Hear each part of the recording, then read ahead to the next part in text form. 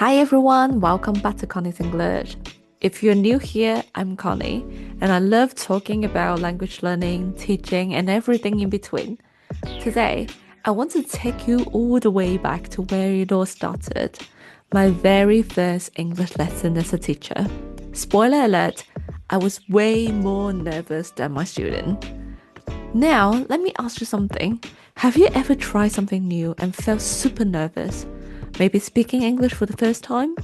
Starting a new job? Moving to a new place? That feeling of excitement mixed with anxiety. Yep, that's exactly how I felt during my first lesson. So today, I want to share that story with you. And as you listen, think about your own first time moments. I bet we have more in common than you think. Let's rewind a little. Back when I was studying, I was also learning German online. I loved the idea that I could connect with teachers from all over the world and learn a language from the comfort of my home. Then one day, I thought, if I can learn a language this way, why not try teaching English online too? At first, it was just an idea, but the more I thought about it, the more excited I got. Have you ever had one of those moments where you think, should I just go for it? But then self-doubt kicks in. I felt the same way. I had never taught before, and I wasn't sure if I would be good at it. But I liked the flexibility of online teaching, and I thought it would be a fun way to earn some extra money while studying. So I signed up on a teaching platform, set up my profile, and waited for my first student. By the way, if you want to hear more about how I became a full-time English teacher, check out my previous episode, How I Became an English Teacher. I share the whole story of how I turned teaching into my career. But for now, let's go back to my very first lesson. I still remember the moment I got my first booking. My first ever student was an adult man from Hong Kong. I was excited, but that excitement quickly turned into panic. The night before my lesson, I over-prepared like crazy. I wrote down detailed lesson plans, reviewed grammar rules, and even practiced what I would say. But the moment the lesson actually started, my nerves kicked in. As soon as we said hello, my thoughts started racing. What if I forget what to say? What if I explain something wrong? What if there's an awkward silence? The funny thing is, my student was actually really nice. He was a beginner, so he wasn't expecting a perfect teacher. He just wanted someone to help him learn. But in my head, I felt like I had to do everything perfectly. Even though that first lesson wasn't perfect, something amazing happened. The student decided to buy regular lessons with me. Just like that, I had my first official student.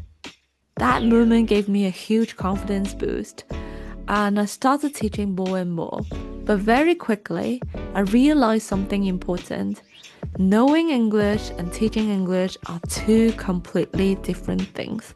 Just because I could speak the language didn't mean I automatically knew how to explain it well. There were times when a student would ask me a grammar question, and I'd think, wait, I know how to say this, but how do I actually explain why? So I had to go back and study English grammar all over again. I watched teaching videos, read books, and observe experienced teachers, and little by little, I got better. As I gained more experience, I started to enjoy teaching more and more. At first, I worried about being perfect, but soon I realized teaching is more about connection than perfection. One of my favorite things was teaching adults. Every student had their own reason for learning English. Some needed it for work, some for travel, and others just for fun. If you're learning English, what's your reason? Let me know. I'd love to hear your story. My lessons often felt like conversations between friends rather than formal classes, and that made teaching even more fun. Very soon, my schedule was completely packed. Even though I was still a student, I was teaching almost full-time. After I graduated, I continued teaching, and about a year later, I took a big step. I started my own business, coach Potato Education.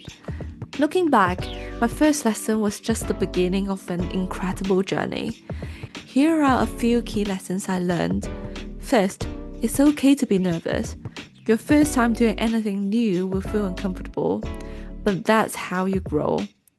Second, you don't need to know everything. Teaching is also about learning, both for the student and the teacher. Third, mistakes make you better. Every class taught me something new, and every challenge made me a better teacher. And most importantly, just start. Today, teaching English is like my full-time job, and I love it more than ever. But if you had told me back in my university days that I would be doing this, I probably wouldn't have believed you. So, here's my final message to you. If you are thinking about starting something new, just go for it. It won't be perfect, but you will learn and grow along the way. And if you are serious about improving your English, I'd love to help you. You can book an online lesson with me through Coach Potato Education. Just check the link in the description. That's it for today's episode. If you enjoyed this, don't forget to subscribe, and I will see you in the next episode of Connie's English. Bye.